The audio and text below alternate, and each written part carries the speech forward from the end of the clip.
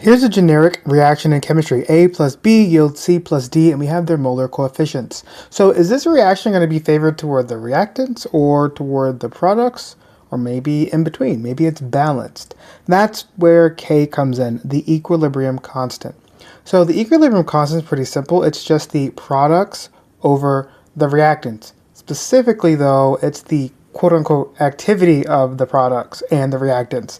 And all you have to really understand for that is that we're going to be dealing with gases and or aqueous things. We are going to omit solids and liquids. That's important. Now let's see how we would set up this K expression for this generic reaction. Let's assume they're all aqueous. So it's the concentration of C raised to the molar coefficient of C, and then D is the same. So those are your products, and then your reactants are on the bottom. And those square brackets means concentration, so that's going to be for aqueous stuff. But if these were gases, then you would use P subscript that thing, so partial pressure. But it's the same setup. Note the capital and the lowercase letters. Those lowercase letters are the molar coefficients.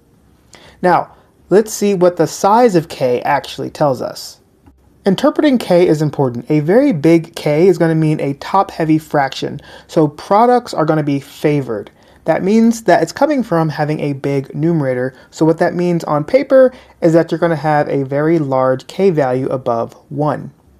That's the opposite for a small K value. A small K value means a really large denominator, so the reactants are favored. And that comes from the fact that this is a bottom-heavy fraction. So that's going to be a K much less than 1. And then if it's relatively balanced, you'll have about the same on the top and the bottom. It means your K is going to be near 1.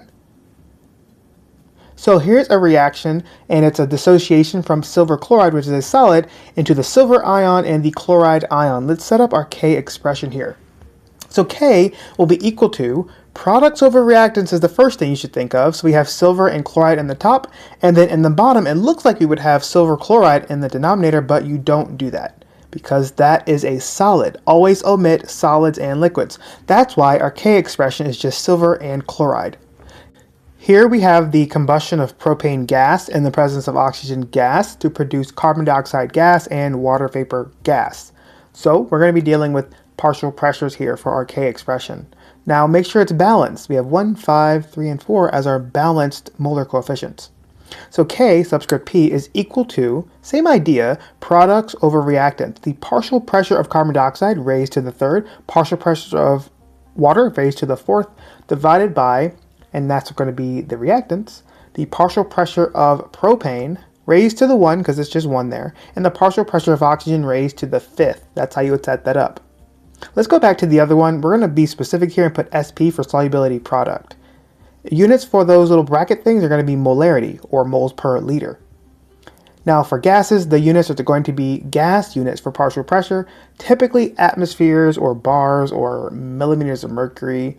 Just be aware that there are multiple types of pressure units.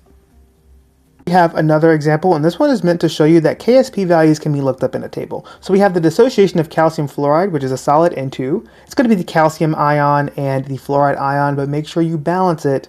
That little 2 means it's going to be 2 fluoride ions. So KSP is equal to products over reactants. So we have our 2 products, and we have our reactant, which is KAF2, calcium fluoride. But the same mistake we saw earlier, do not put it because it's a solid. So it's actually just going to be the calcium ion concentration times the fluoride ion concentration squared. And again, this is actually equal to a numerical value. And on the table, it shows us that it's 1.5 times 10 to the negative 10. Now, that K is very, very tiny, which means that calcium fluoride barely dissociates. It's pretty insoluble, basically.